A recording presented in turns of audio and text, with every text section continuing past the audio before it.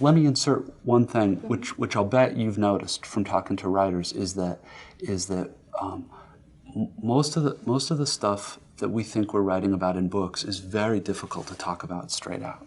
You know, question and answer, and in some sense, it probably can't be talked about directly, and that's why people make up stories about it. This is all a big defense because I feel like what I'm saying is so simple and so reductive. So we are just in the middle of a question that I put on this paper, which was somehow faxed or emailed to you. So and which I received. That's good to know. The fear of the writer that his work and his persona somehow made banal, be flattened and abused as soon as the media... I don't recall that. Where's that written down there? Where? Banal?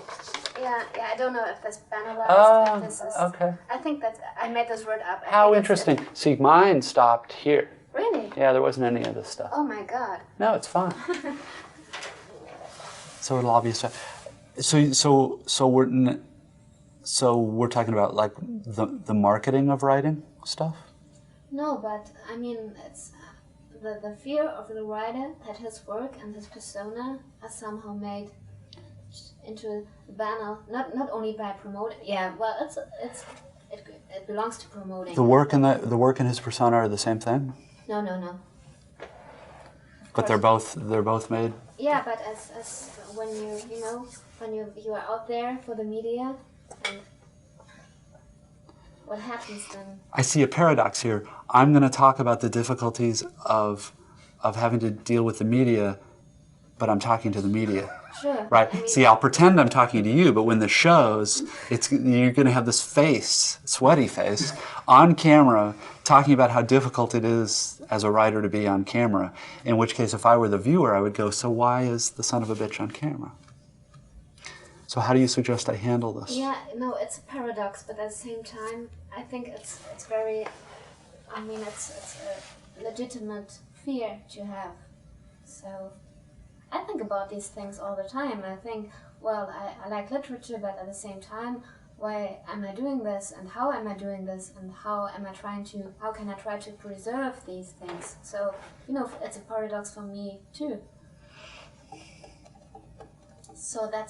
So for this reason, I think it's something you can think about. Sure. Well, there are a number of trade-offs.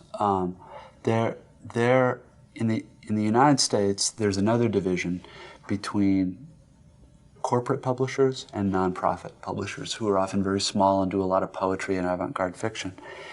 If you are lucky, these are scare quotes, if you are lucky enough to be published by a corporate publisher, you get more exposure. You get reviewed in the New York Times instead of just in your local paper. You get translated into other languages, but literary stuff loses money for corporate publishers almost all the time. And one of the ways they try to keep from losing money is marketing the stuff. And for reasons that everyone has tried to explain to me, but I still don't understand it, having the author go around and talk and read. The thing they most like to do is send you to a bookstore. And you give a reading at a bookstore, and there's maybe 200 people there. But while you're in town to do the reading for the bookstore, you talk to the local newspaper, and you maybe do something like this. And that it generates like free advertising for the book. My problems with it are the following. My stuff I don't feel like is meant to be read out loud. There isn't really, it's not supposed to live on the breath. There isn't enough punctuation in it. And I don't feel like I read it out loud very well, A. And B, I find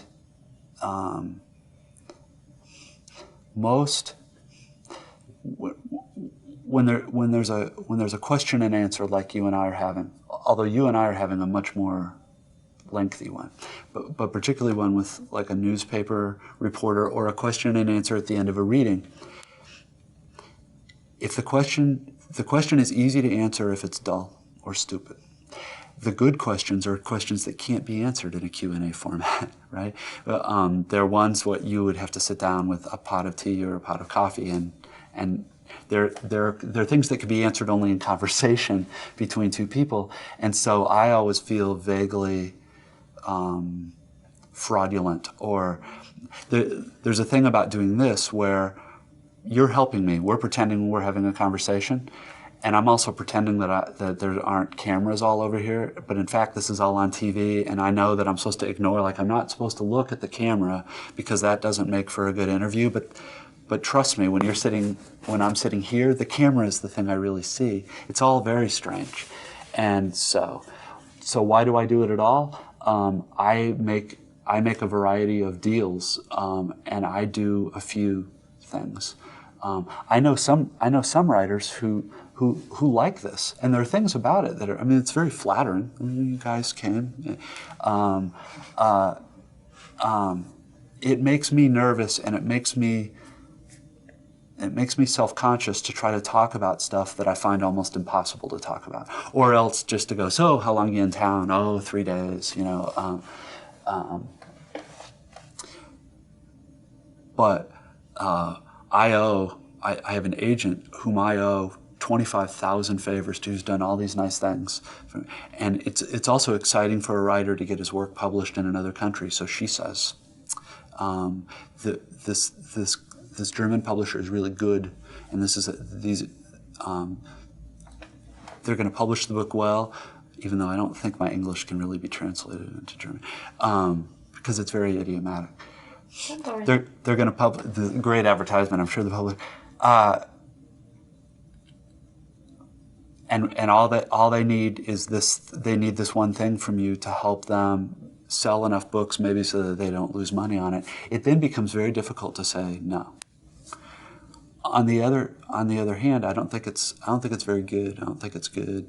Maybe a show like this, there's no analog for this in the U.S. But the whole going around and reading in bookstores thing, it's turning writers into kind of penny ante or cheap versions of celebrities.